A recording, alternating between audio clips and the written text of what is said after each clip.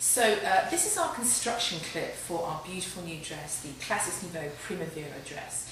And I wanted to start out by saying that when you read the instructions, you'll see quite clearly it says follow the order of work. It really doesn't matter if you do the bodice skirt first or the skirt first, and I say that in the instructions too, but once you start that one, you've got to process it all the way through. Because what you end up doing with this dress is you complete the bodice, complete the skirt, join them, zipper in and finish. So you have to do it that way. If you choose to do it another way, good luck with that. It's going to be really traumatic, so honestly just follow the instructions, your life will be a lot easier. So I'm going to start here with the bodice, and always when we do our construction clips, you know that Jeremy does his little MTV handheld stuff for zooming in, so you'll have to bear with us, but the important thing is you get to see what we're doing. Oh, and the other thing to tell you is, when I'm doing this one, we're not going to be coming in to see me doing a straight seam. We'll just show you what you need to see on the tricky bits, because it's really a matter of just putting things together. It's actually a very, very easy thing to put together. Now, I'm going to show you the bodice pieces. First I'm going to go, ooh, look at this lovely fabric. This is a silk rayon mix. It's actually a vintage fabric, it's back late 1930s. So the great thing is that nobody else is going to have one of these. It's completely unique. And the bad thing is, if I make a mess of it, I'm in trouble. I have no more fabric and I can't go back in time and get more. So vintage fabric, vintage sewing machine, ooh, lovely. Little Craigslist find that the lovely Jeremy found for me. Fabulous. I haven't actually made a garment on this yet. I've done tests on it. So it'll be a learning experience for all of us. Vintage sewing machine, vintage fabric, crossing fingers. Okay. Now, let's have a look at our layout of our pieces. This is just the bodice and the sleeves. We've got front bodice down here, raglan sleeves, or rather semi-raglan sleeves, I'll explain this to you in a moment, and back bodices. Now, the thing that I wanted to show you that I've done, I'm not sure, can you see that, Jeremy, or do you want to zoom in for me? We've got interfacing along the centre back seams, along the shoulder seams. Just little strips of it that I've applied, and that's going to make my insertion of a zipper and just generally sewing it a whole lot easier. I've applied these, I've used a tricot or a knit interfacing because I want it to keep that nice kind of floppy handle. I want to keep that. And the other thing to show you is on the fronts here, I've actually done interfacing across where the darts are going to be. And that's because I know from bitter experience that fabrics that are floppy like this, you try and sew a dart in at an angle, you're going almost on the bias, it's going to be traumatic. So this will stabilise it a little bit and just make my life a lot easier and give me a better result. I'm all about the best possible results. So I've done the same thing on the sleeve darts. They're not so traumatic, but I've done it anyway. So all I'm going to do with this is I'm going to put it all together into a bodice.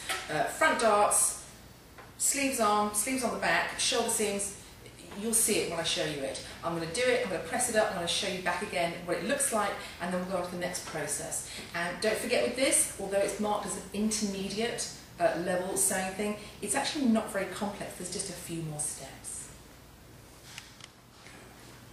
Okay, so I've just put together the bodice front, the sleeves, and the bodice backs. Press them open, everything's good. Now you'll notice that the shoulder seams here are not closed yet. They go straight down into the sleeve. Now let me quickly explain to you what a semi-raglan sleeve is. This is a semi-raglan seam. A raglan sleeve, a true raglan sleeve, is where the sleeve seam goes into the neckline at some point on the neckline, doesn't matter which. A semi-raglan actually goes into the shoulder seam, so it's kind of almost a raglan, but not quite, which is why it's a semi-raglan. We had a few emails when we released this dress saying, isn't it a half raglan? No. Half raglan is a raglan sleeve on the front or the back, and the other half of the sleeve is something else, either a standard sleeve or a kimono sleeve or something. It's not a half raglan, it's a semi-raglan. I know I'm being Mrs. Picky Pants here, but it's worth you knowing the technical terms. So this is basically, this bit here starts here and goes down into the sleeve, and it's a dart. And this bit is really important that you fit it correctly on yourself. We've given you what I would call an average dart, an average opening. Your shoulders may be squarer, maybe more slopey, maybe more curvy, maybe wider, narrower, whatever. It doesn't really matter. I would recommend that when you do your muslin, of course you're going to do a muslin, aren't you? Of course you are. That's when you tweak around and fit this, but understand as well that depending on how your fabric drapes, you may have to do a little tiny little tweaky as well when you're making it. So the next step to do with this is to seal up these shoulder darts here, press them out, and then I'm going to show you how to put on the facing. And this is really key with this one. There's a few steps with this, so this is the bit I'm going to get Jeremy to zoom in on. One is that we're only going to do a little part of the front facing to begin with, and the other one is I'm going to show you how to do a V-neck facing, because some people do get very tripped up with it. It's one of those things that's so simple, needs to be perfect, otherwise it all just looks awful. So that's what we're going to do next. And can we just remind people that when you're fitting a dress like this, a fitting friend is invaluable? Oh, I can't tell you how invaluable it is, really. I mean, Jeremy's absolutely right. A dress stand is good. If you could clone yourself, that would be perfection, but as we can't actually do that yet, a fitting friend is always somebody who sews or understands fitting, massive difference to your end product. Does. Oh, and obviously try it on inside out, because you can actually pin the darts out properly. If you try it on the right way out, it's a little bit kind of strange, so thank you for that, Jeremy. So now I've done my shoulder darts, and they're quite curved. You can see that there. They're quite curved. I'm going to get Jeremy to zoom in and have a proper look at this. And when you do them, you need to kind of slip them open as far as you can, all the way down to here. But here is the key to a good curved shoulder dart. You've got to press it nice and flat. And you've got to press it over something that's preferably shaped. And I know that as a designer I should be using a ham and everything, but I actually like those much unless I'm doing tailoring, which I don't do a lot of. So what I use is this. Yes, it is a clean, pristinely clean pair of Jeremy's sports socks. What I do is so glamorous. Man, you wouldn't want a dirty pair of my sports socks, I've got to tell you that much. No, you really wouldn't. Okay, so what you do is you take your festive pair of socks, and these are nice and thick cotton, do them into a ball, and you pop them underneath here like this, and then you can steam away and you get a nice curve. And the great thing about this is you can kind of push it right up in here and kind of squish the shape around and get the shape exactly as you need. So I find this very high-tech device and very high-end and very glamorous to be very useful. And I've got to tell you, if you went into any number of design rooms and sample rooms, you see this kind of thing being used all the time. I mean, you use whatever gives you the result you want. The end result is the important thing.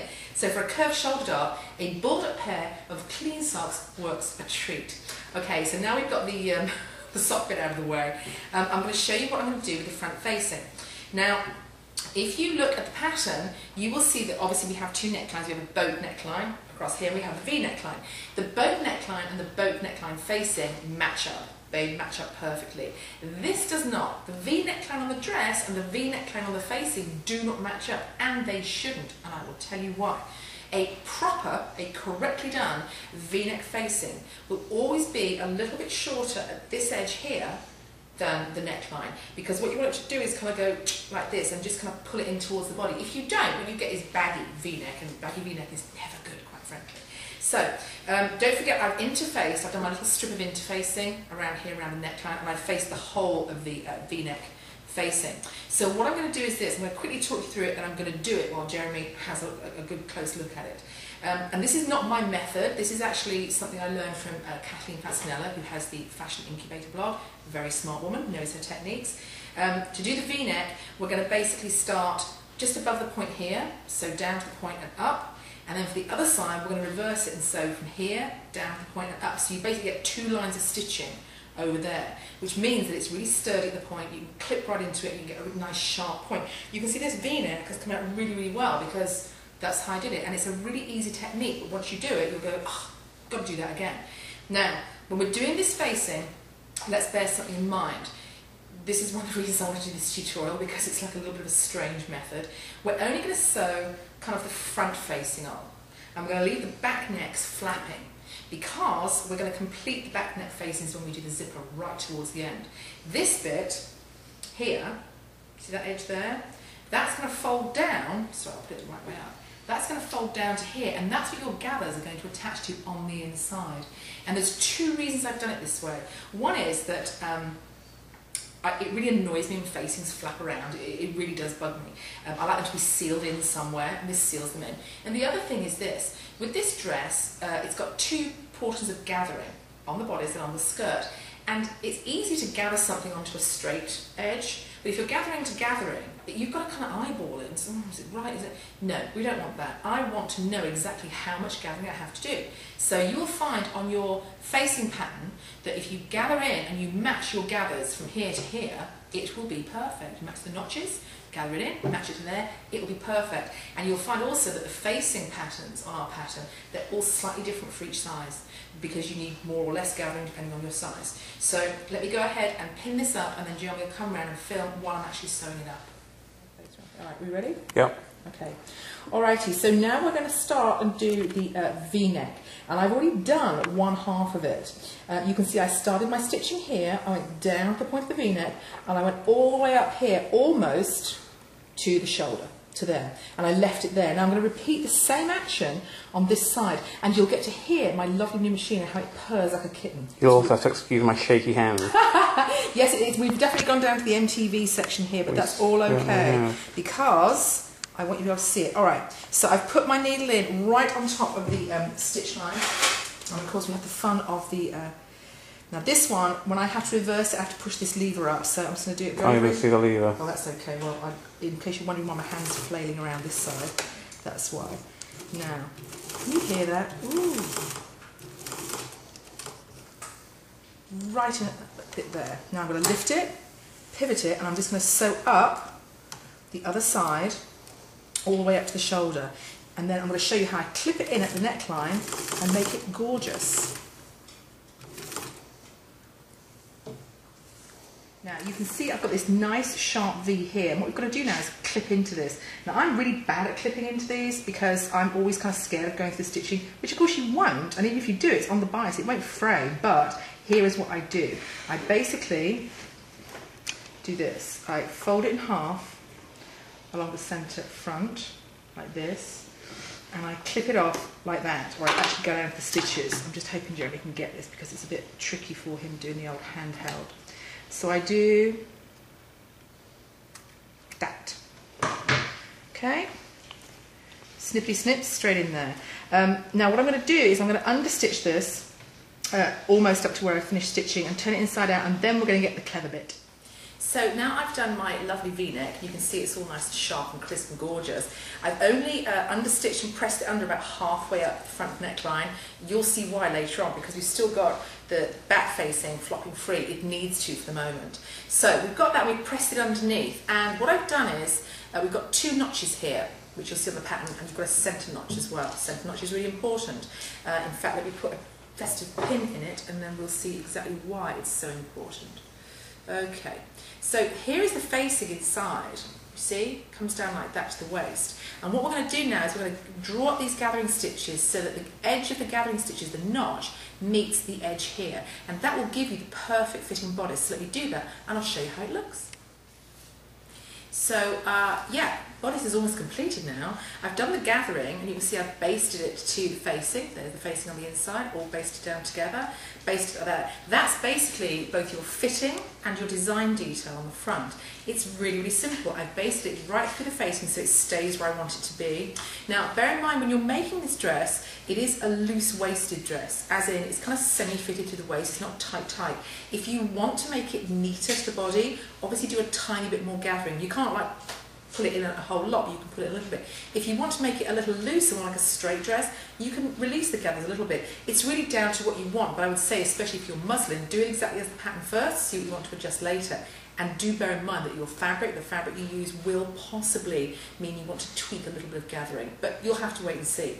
Now, I'm going to complete the bodice as far as I can, because of course our next clip is making the skirt and constructing the whole dress, sort of completing it all. And all I have to do for that is I just have to join down the side seams, and that's it. I've already hemmed my my sleeve hems. Now, normally with a narrow hem like this, I would use a narrow hem foot, but these sleeves are cut on the bias, and this is a vintage fabric, so no, I didn't do that. I basically pressed it up twice and just did a really narrow top stitch foot, and I'm good with that. I wasn't going to mess around with a narrow hem foot, it was just too much trauma for me. So I'm just going to seam it down to here, and I'll show you the end result, and then you can go to the other clip that shows you how to finish the dress. So that's pretty much it for the bodice so far. Here is what we've got. I know it looks a bit bizarre, but you've basically got your front, your backs, your sleeves, the front gathering piece ready to rock, part of the front neckline. Now, I know it sounds really bizarre why we've done this, like just half the neckline, but when it comes to completing the garment, you'll kind of go, oh, obviously, that's why you do it that way. So now what I'm going to do is put this to one side, and in our next clip, you're going to see me constructing the skirt and then completing the bodice. So don't forget, we have to do bodice, skirt, join them, zipper, done.